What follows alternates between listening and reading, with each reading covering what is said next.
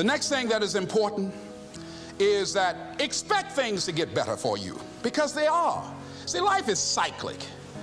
You're not, whatever experience you're having right now, it has not come to stay. It has come to pass. Not to stay, just to pass. It's just going through. The biggest challenge is to know what's happening. This is a part of this thing we call life. This too shall pass. And maintaining perspective, putting it in perspective. I was doing a training at a college, and it was a 2-day training during orientation. And in the training that I provide, I'm a motivational speaker, but I conduct processes in personal dynamics, where people begin to go through changes that stimulate the right and left hemisphere of the brain, enable them to see themselves differently. I conducted this particular simulation with these young kids, 17 and 18 years of age, so that they would begin to see how they make decisions and how they would survive in this particular simulation process we gave them. We had them to do it individually and then collectively. Over 30% of them wrote down as their first option, in order to survive, they would commit suicide. First thing they wrote down. Suicide among young people has increased 300%. Over 5,000 will successfully take their lives this year. Why? Why did they do that? I said, I was so shocked. I said, what do you mean? Well, at least we would not suffer. And then they had the nerve to write down all of the other things they were going to do after they committed suicide. I said, listen, Kadumbo. No, when you come up with a permanent solution for a temporary problem, that's it. Game's over. That's it. You're not going to do anything. Anybody wrote suicide at the top, you can put your pencil down. See, a lot of us, because of our limited vision of ourselves, a lot of us who begin to focus on problems and enable them to overwhelm us, we begin to think that we have no options. We begin to believe that there's no way out. Repeat after me, there's always a way. Where there's a will, there's a way. Shake somebody's hand on your right and left and say, I'm unstoppable.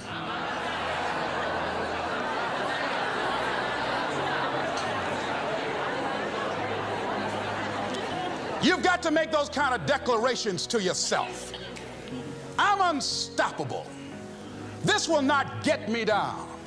And if I get knocked down, I'm going to be like Leo Pascal. You said you're going to have some low moments in life, but when you do, you will have high lows when you work on yourself. What are some of those things that you can do during this period of time? Go for walks. Do some things for you. Just go for a stroll so you can engage in some reflective thinking on life, on yourself, looking and enjoying the universe, smelling the roses along the way. Listen to upbeat music, music that inspires you. I have oldie but goodies. I have strategies that I engage in to recharge my batteries. I'm preparing for that because I know things are going to happen that I cannot anticipate. A very good friend of mine died the other day. I had a program for myself. I have books that I read that inspire me, tapes that I listen to that fire me up. Because you're going to have sometimes low moments when you won't want to get out of bed. You just want to stay there.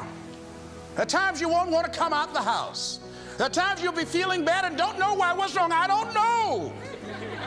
Just leave me alone. Why did that happen? I don't know. It's called life.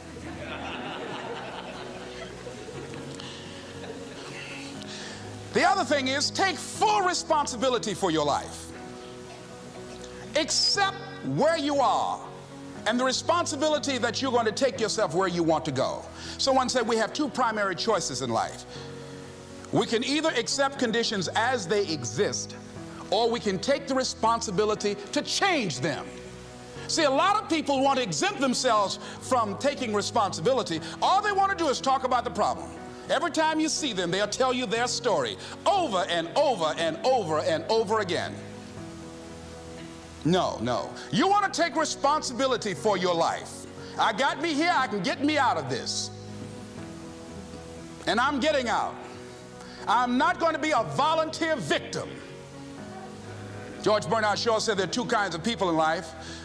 You know, he said those that make things happen, those that watch things happen, and those that don't know what happened.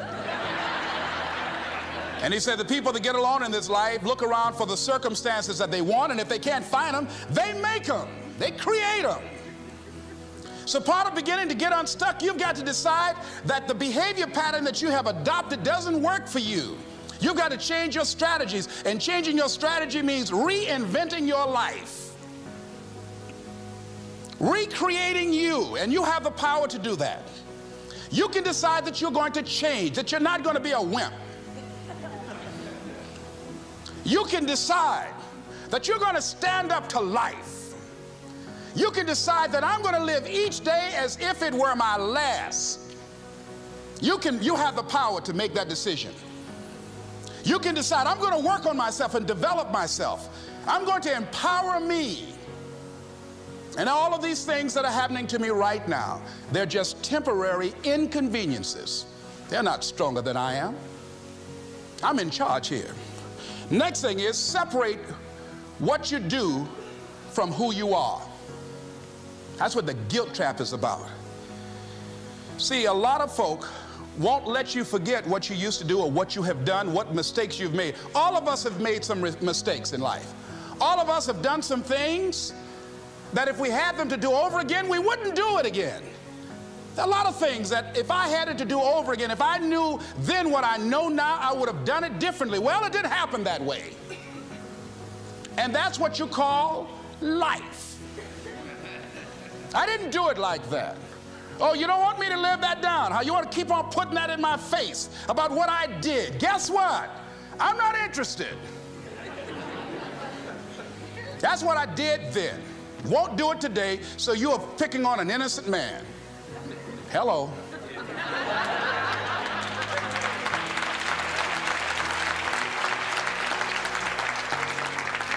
So as you're in the process of reinventing your life, write a description of the kind of person that you want to be. What are the things that you must overcome? What qualities about your personality you know that you're going to have to change because those particular characteristics are liabilities to you? What are your assets? What are your strong points? Look at and evaluating yourself to make that determination. Other thing is that in order to get out of a rut, we need some coaching. Find some trusted critics. People that you know care about you and love you. So there's some things that keeps us from growing and getting out of ruts. Number one, we identify with feedback. We take it personal when someone wants to give us some feedback on where we are falling short and tell us about our blind spots. We want to have everything being positive about us. We're not perfect. It hurts. I have a friend who's a trusted critic. I don't like him, but I love him. He doesn't tell me the things I want to hear. He tells me what I need to hear so I can grow. It hurts. It hurts when he put me on the hot seat. I can't stand it. But that's the only way that I can grow. And I'm glad that he loves me enough to risk our friendship to tell me what I need to hear, not what I want to hear. Get a support group, somebody that you can talk to. People who perhaps might have a similar problem.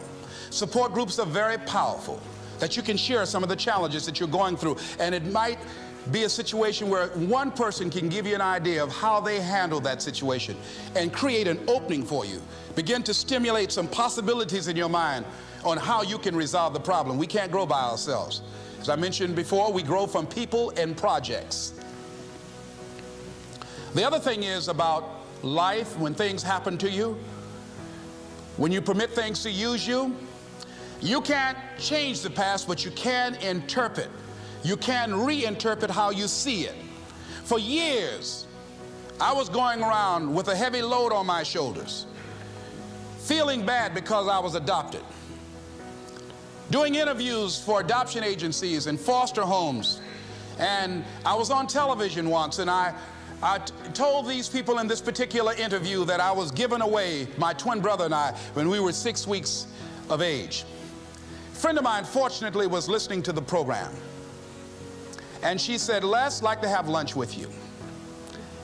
And so I went over to see her. She said, when a woman carries a baby for 9 months, feeling that life movement in her, it's automatic and natural for her to learn to love that baby, to expect it to come here when she bears the pain to bring it into the world.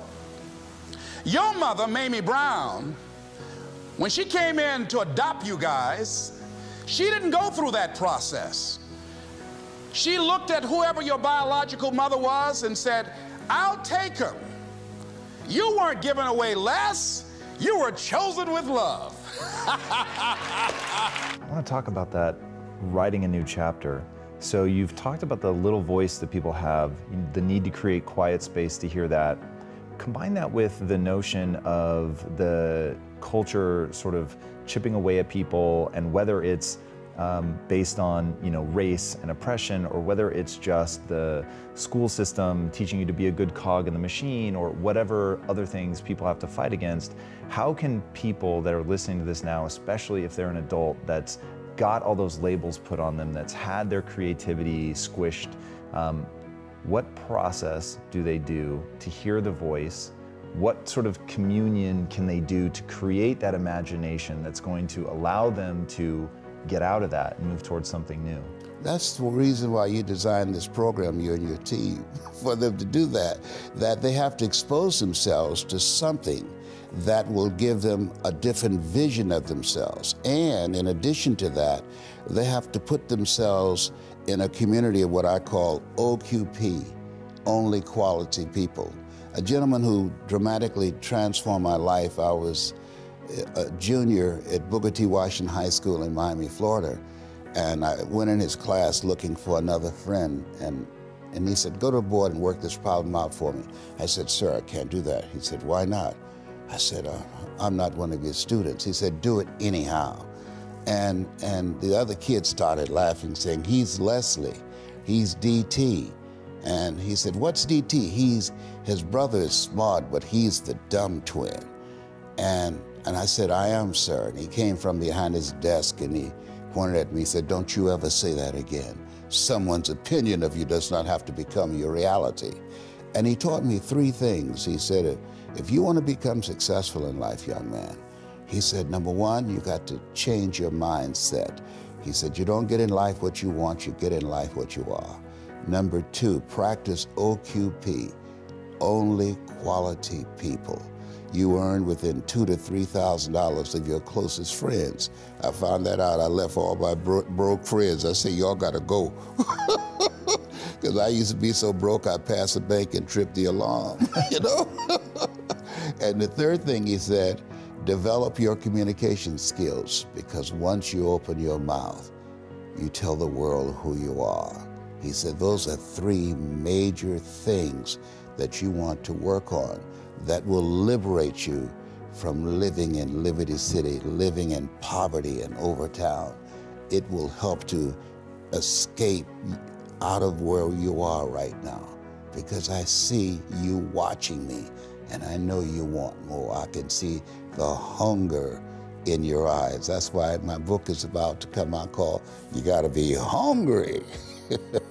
I love that notion. I love that title. So how do people get hungry?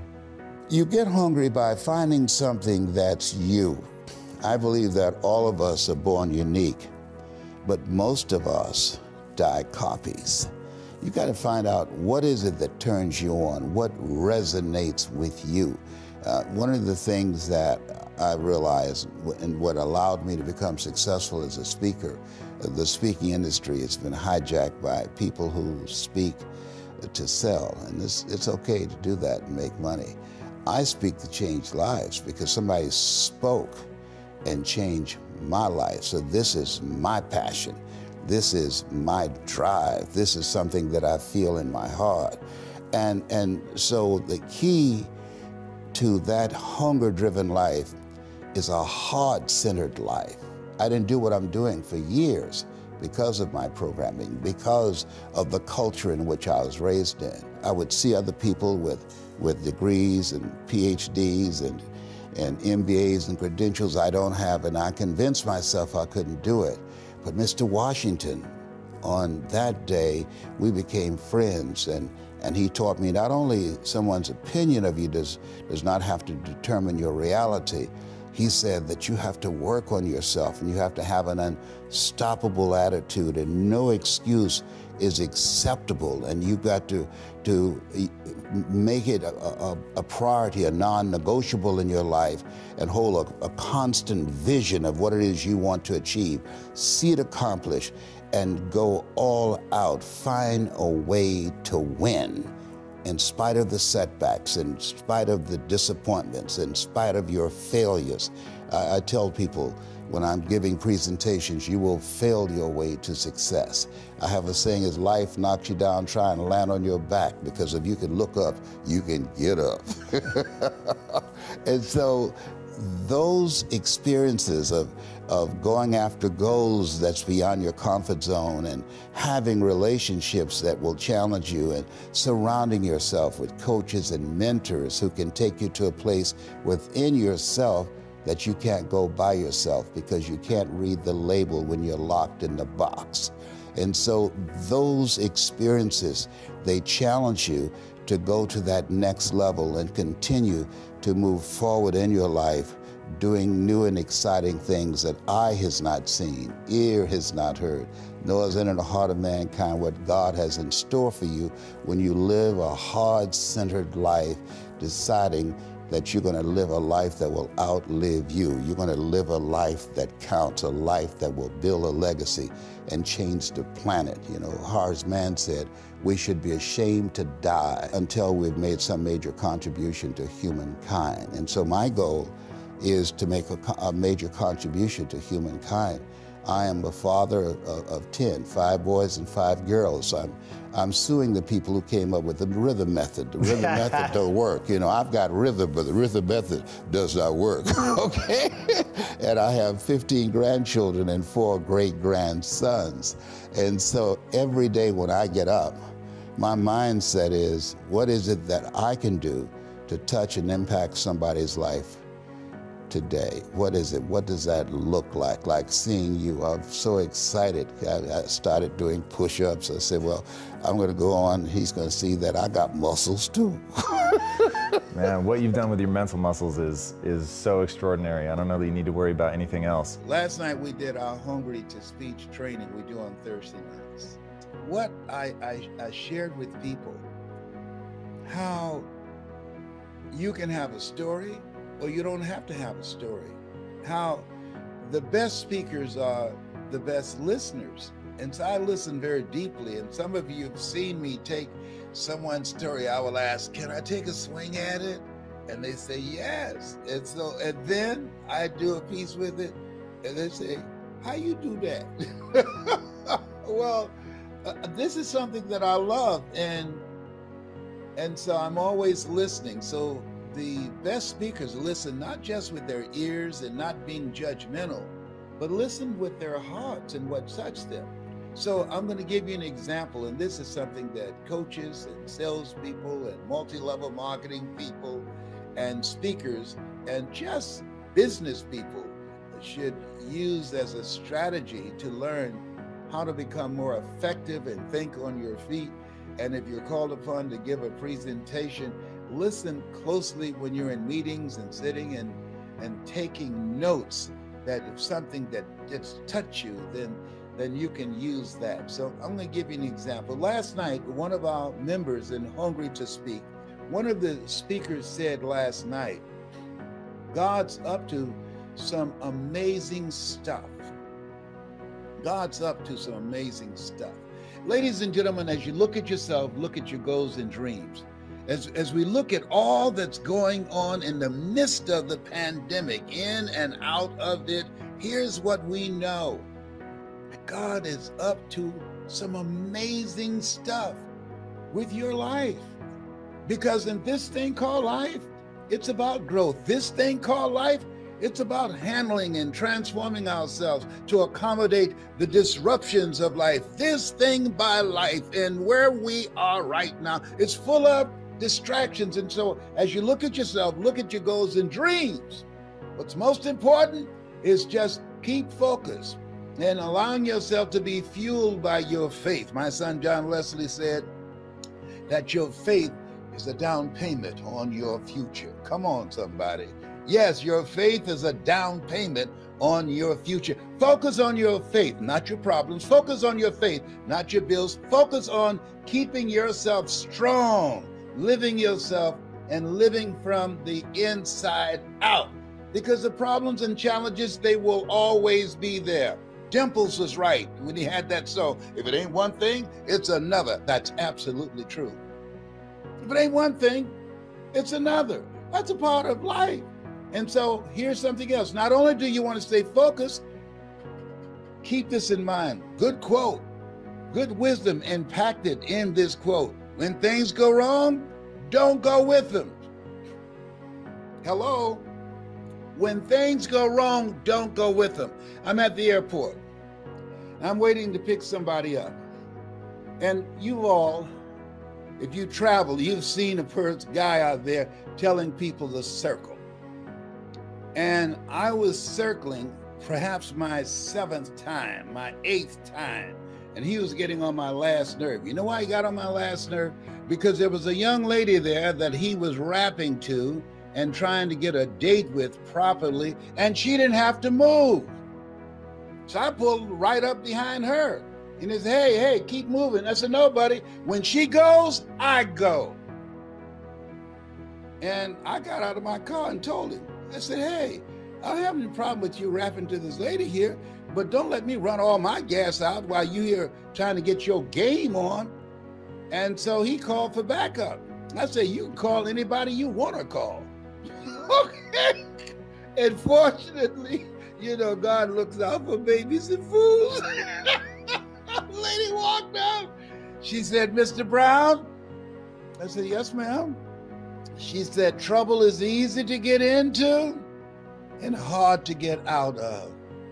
Get back in your car and circle. I said, yes, ma'am.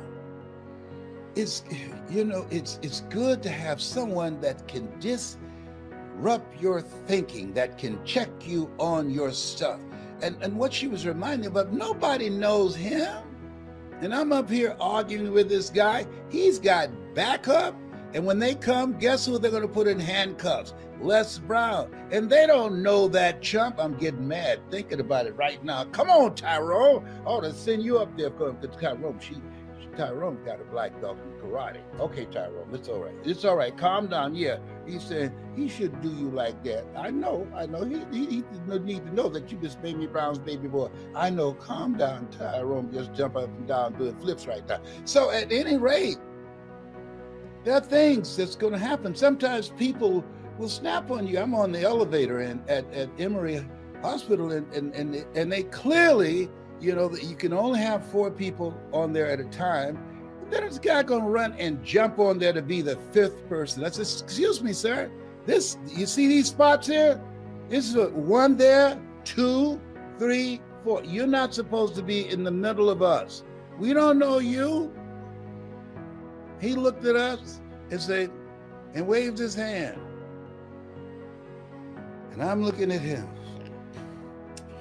And I'm saying to myself, you about to make me lose my mind. Up in here, up in here. And he's one of those people that aggravate me, who wear their mask beneath their nose. Mask beneath their nose. Then he had to sneeze, and he went, who's the... Now, there was a time when people sneeze, you would say, God bless you.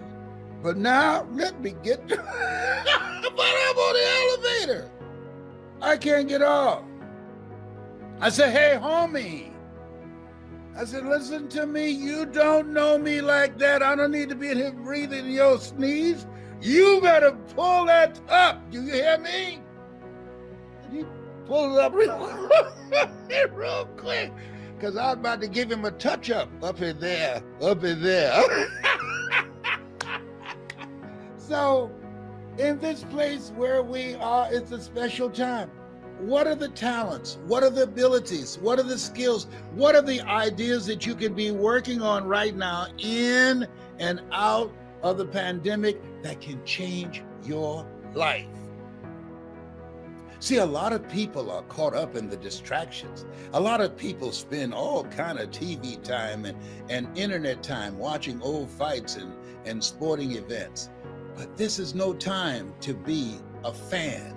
This is no time to be a spectator. Listen to me. Listen to me. You have something special. You have greatness in you. And I believe that we all have built-in greatness. But most people don't take the time to focus, to put in the effort and the time to develop that greatness, to discover that greatness. I'm going through an experience right now. I'm reeling. Here I am, 76. God is full of surprises. And I just laid eyes on my birth mother and father, who were born in Gainesville, Georgia. Just laid eyes on them, saw the picture. And I met two brothers I have that I did not know, and a sister. And when we met, we were looking at each other, and they all said, and I can hear them, "He acts just like Mama." My birth mother was Dorothy Bell Rucker, and her mother, my grandmother, Beulah Rucker. They have the Rucker Museum. And they both were motivational speakers. Come on now. And people say, well, it's in his DNA. What about my three brothers? You know the difference? I focused on this. I developed this. I spent time doing this. See, we all have built-in greatness. And if you don't focus, if you don't put in the effort, if you don't work it, it doesn't work if you don't work it. And they have chosen their path, and that's wonderful. And I say to you, when I was spending a day with Maya Angelou, she said, it aggravates me when people say that I'm a natural communicator. Show me a natural heart surgeon. They are trained. And she's right. This time where we are, God is up to some amazing stuff. This time where we are, there's a reckoning going on. This time where we are, things are being exposed. The sheet, the curtain is being pulled back. This time where we are, we're seeing the rawness and the realness of where we are and what we've been dealing with. And it's going to take everything in you. You got to be hungry. It's going to take everything in you. Take no prisoners. So this place, God is up to some amazing stuff. And if you have this kind of mindset, that you are a miracle child, there are things that God is going to do through you, for you, as you. And have this mindset. Even if you don't have two pennies to rub together, have this mindset. Even if you're going through foreclosure, I've been through that. Even if you've had your car repossessed, they repossessed my car at my cousin's house and his car at my house. You know, I learned a long time ago, to get back on your feet, all you have to do is miss 3 car payments. Oh, behave. Hello? So listen, all that, it doesn't mean anything. What matters most, not what happens to you, but what happens in you. I was talking to Vanny last night, and sometimes you think you're going through some stuff, and you hear other people's story, you say, you know what? I'm good. Vanny talked last night, and she talked about her family moving here from her country.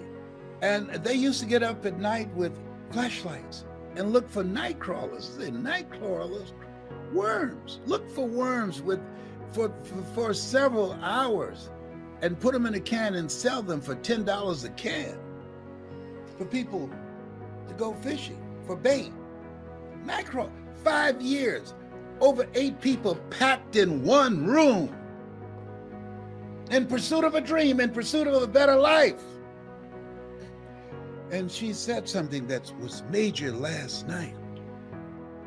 She says, do what you have to do. Do what you have to do to reach your goal, to reach your dream, to change your life. Do what you have to do. And see, a lot of people don't want to do what they have to do. You know what they don't want to do? They don't want to work, so they prefer to suffer. Commit thy works, that's internal work, and external. Commit thy works unto the Lord, and thy thoughts shall be established. In all thy ways acknowledge him, and he shall direct thy path. See, you are more than a conqueror. I'm having a hot flash right now. Oh, behave. I call it a power surge. Come on, Mickey Mouse, help me out. You know Mickey Mouse. I'm sorry to tell you this, got my little Mickey Mouse thing. I'm sorry to tell you this, but I want you to know Tyrone don't like you. Why are you so happy? As Orrin Hudson would say, it's the best day of my life, and yours too. How could you say that? Because you're not taking a dirt nap. If you don't think it's the best day of your life, try missing one. Hello? So, when you focus on the possibilities, when you focus and put your energy on working on finding a solution, on knowing that this too shall pass, when you focus, as Willie Jolly would say, a setback is a setup for a comeback. You have comeback power. When you focus, you activate angels in your behalf that will open doors you did not see. You have something special. You have greatness in you. Yes, you do.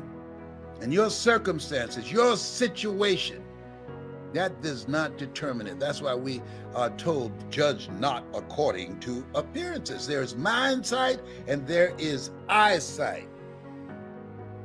People who judge with eyesight, who judge based upon what they see, but people who have mind sight, they call forth those things that be not. They live out of their imagination and not their history. They call forth those things that be not as though they were. Oh, that's why my son John Leslie said, your faith is a down payment on your future. And that's why Adam Clayton Powell, former congressman out of New York, said, keep the faith, baby.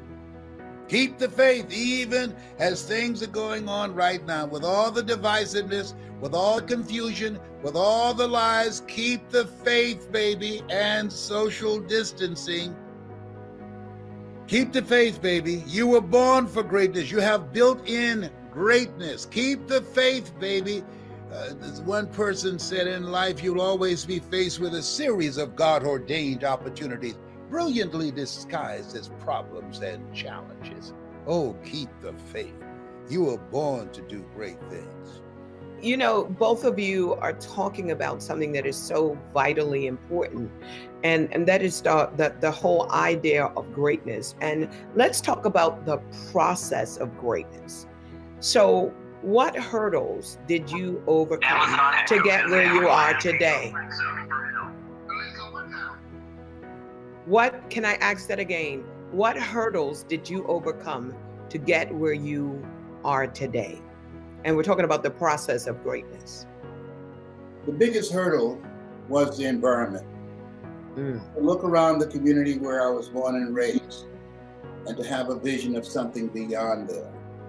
And not having other children in my age category that had that kind of vision and that kind of dream, wanting to travel and see the world. That was something that I was inspired when I looked at television and I saw I Love Lucy and the Jackie Gleason show and all those television programs. I wanted to travel around the world and see things, which I'm doing now, which I expose my kids to, and they travel. Only 15% of the population ever travel globally. But to remind myself that this is not my rightful place, that I'm not supposed to be poor, and that I'm going to buy my mother a home, and I'm going to get her out of here.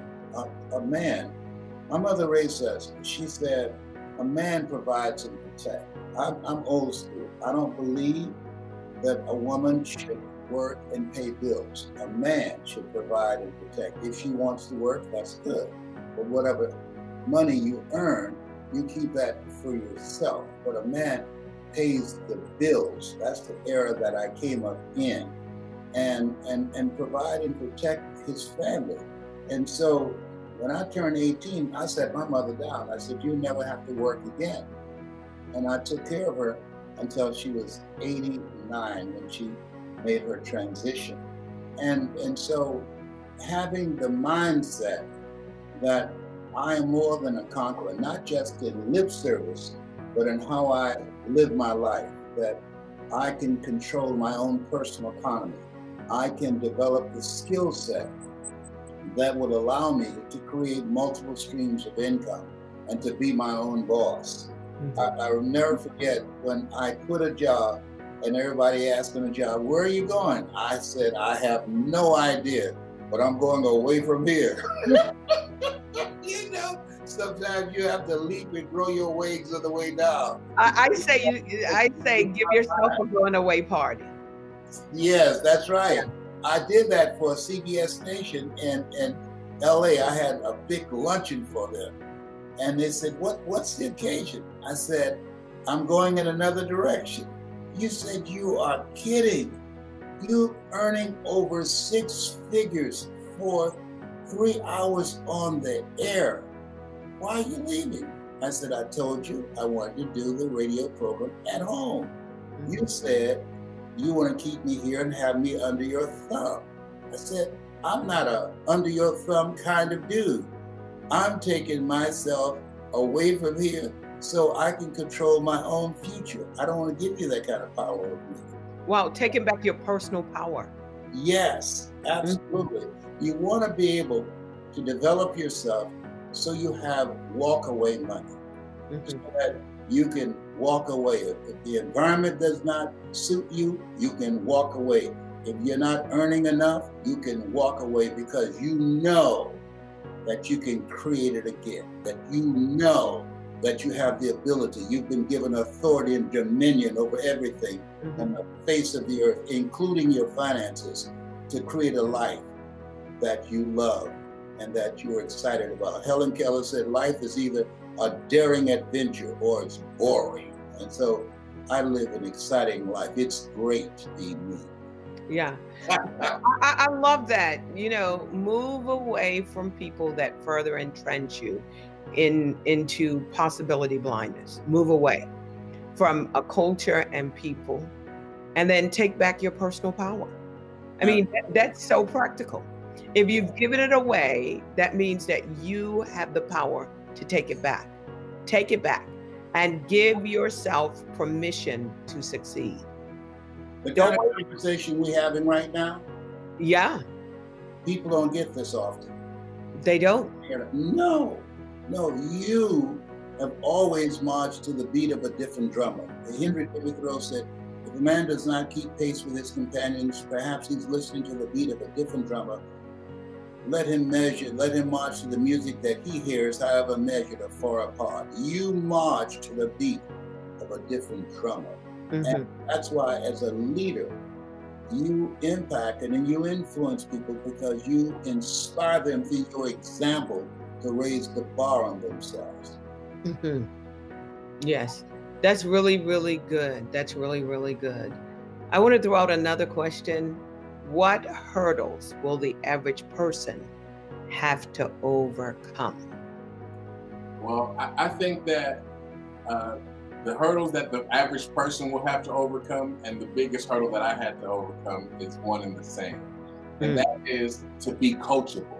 Coachable. Yes, I know. You're shocked right now. I am shocked. You're shocked right now. You know, Honda, Toyota.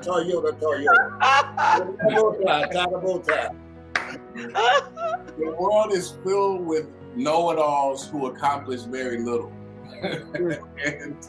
and the toughest thing that it is, and I understand it, is to take yourself out of the driver's seat and be led by somebody who's achieved greater results than you.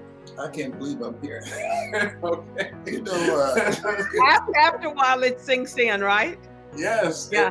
So we often have bright ideas that we have, different projects that we're passionate about, but unless you have some strong leadership and a coach who can guide you through some things that you might not have seen or been able to anticipate, then you're not going to make it as far as you could. Many people are struggling as solopreneurs because they don't realize the power of teamwork.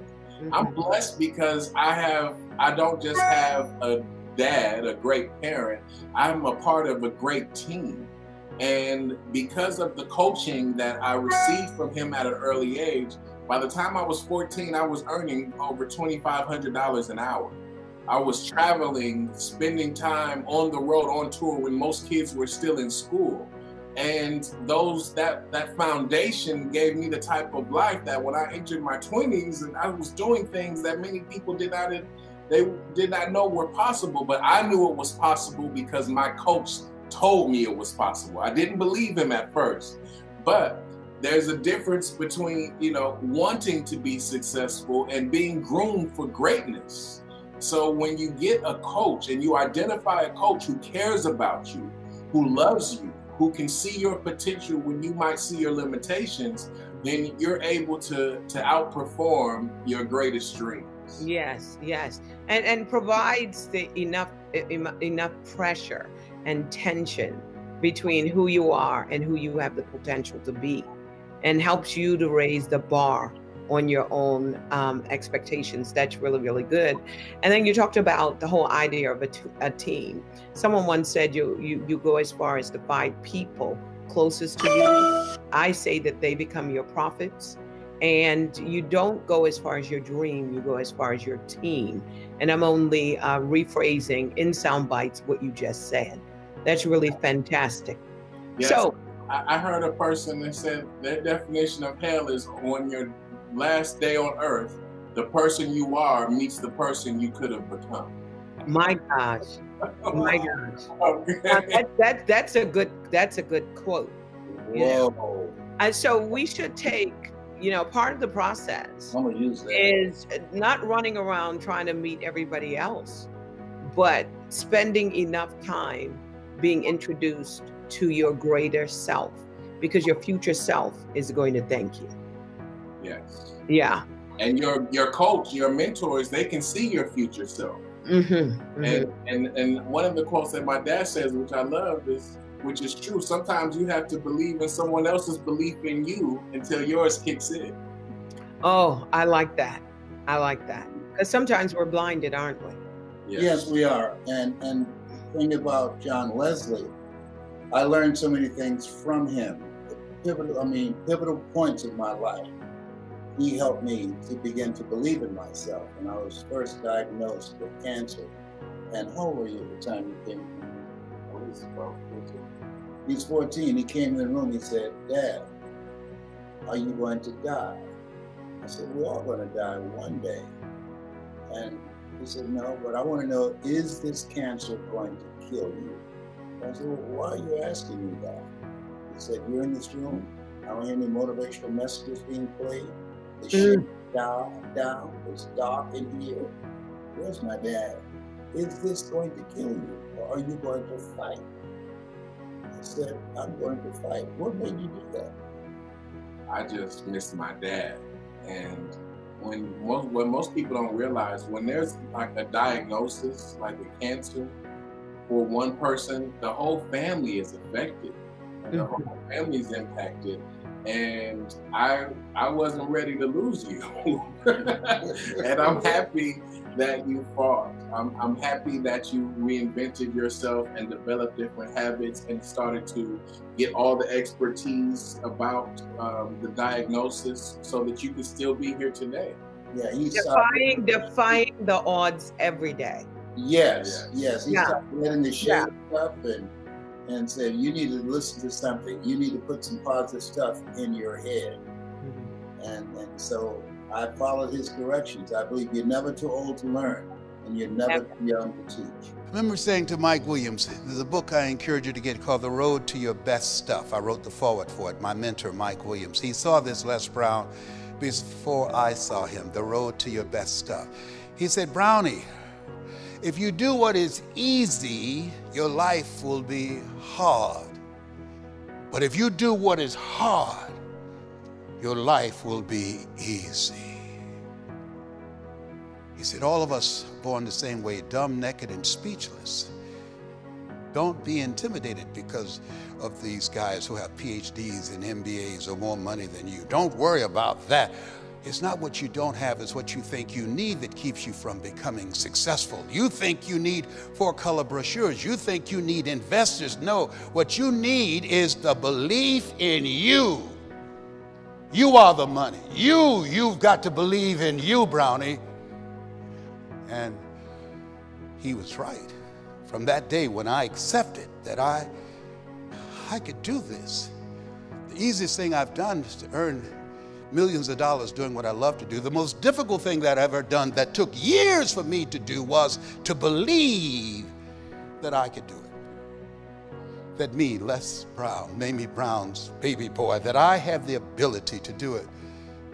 Speaking over 51 countries. And I don't say this to impress you, but to impress upon you what's in you. Speaking before 80,000 people and being able to hold that audience. I don't say this to impress you, but to impress upon you that there's some stuff in you, there's abilities and talents in you, that when you stretch yourself, when you're willing to reach forward, when you are ready to go to that next level because you got to that point within yourself where you said, looking around where you are, I've had it.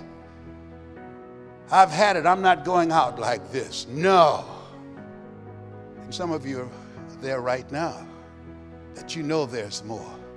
You know it. You can feel in your heart of hearts. You know it. And you're ready for the breakthrough. Let us say together, it's my time. It's my winning season. Let's say it together please, with power, feeling, and conviction. It's my winning season. It's my time. I'm ready to live a bigger life. Yes, it's your time. Thou shalt decree a thing that shall be established unto you. It's your time. It's your winning season.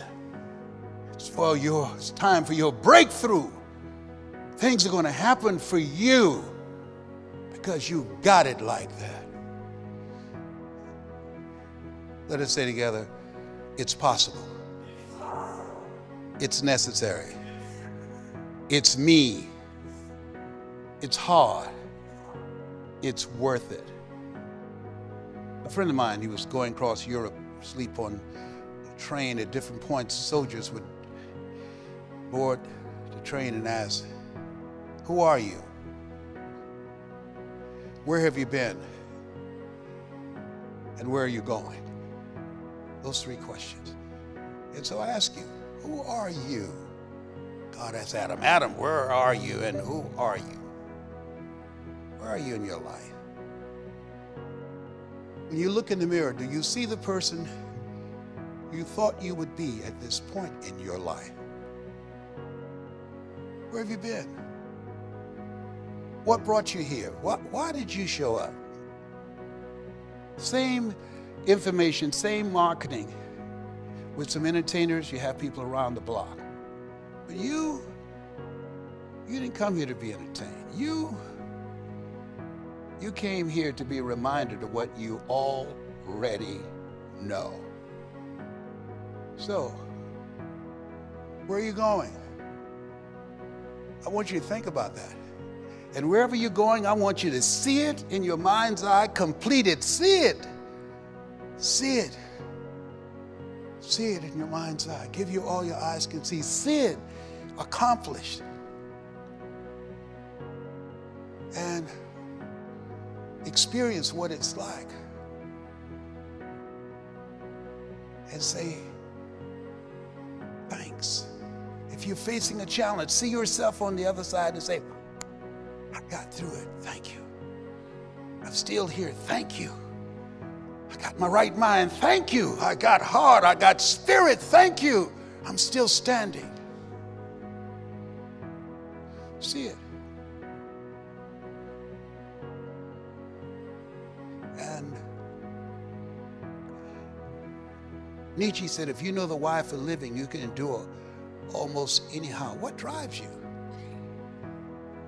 What keeps you going? Lewis Howe asked me the question, what's your reason? I have some new reasons. Mama has since made her transition. I want to make my mother proud. I've got children. I got grandchildren. I got 4 great-grandsons. I want to make a mark. I want to make a difference. My daughter, Ona, called me one day, and she said, Daddy, what are you doing? I said, I'm at my desk. She said, oh, there's a police officer in the middle of the road, and traffic stopped, and they're waiting for a funeral to come by. And all of a sudden, she said, whoa, wow. I said, what's wrong? She said, oh, my God. I said, was there an accident? She said, no. A hearse came by, and there was only one car behind it. She said, when I go, I want there to be a long procession of cars. When I go, I want, because of the impact I made on people's lives, that the cemetery would be packed with people to celebrate that I came this way. How many of you would like to have a greater impact? Raise your hands, please. Yes. And so let us say together, live full, die empty. One night when I was comforting myself, I had 238 radiation seed implants. And my PSA, which stands for prostate specific antigen, had risen to 2,400. And cancer, they said, it metastasized to 7 areas of my body. And I was reading Dr. Howard Thurman, who wrote Deep is the Hunger, the voice of the genuine, the centering moment. He said the ideal situation for a man or woman to die is to have family members praying with them as they cross over. He said, but imagine, if you will, being around your deathbed, people, ghosts, looking at you, saying, we came to you, and only you could have given us life, and now we must die with you forever. Miles Monroe, great preacher out of Bahamas, said the wealthiest place on the planet is not in the Far East where there's oil in the ground. It's not in Africa where the diamond mines. He said the wealthiest place on the planet is a cemetery. Books that were never written, potential never realized, gifts, talents, skills, art, music the world never heard. Repeat after me, please. Live full, die empty. See, the question comes, if you died today, what dreams, what inventions, what ideas? Me with a microphone, please. Come on, this is not an ever-ready battery.